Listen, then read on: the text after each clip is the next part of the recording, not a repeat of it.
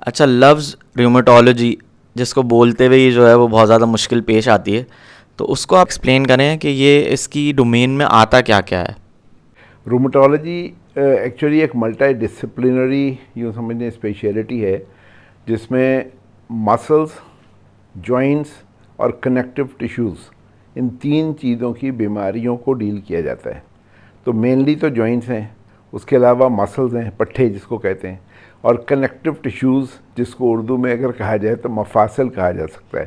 تو ہم رومٹولوجسٹ کو اگر اردو میں ترجمہ کریں تو ماہر امراض جوڑ و مفاصل کہا جا سکتا ہے. یہ مشکل لفظ ہوگا لوگوں کے لیے سمجھنا، آسان الفاظ میں ہم یہ کہتے ہیں کہ ماہر امراض جوڑ و پٹھا.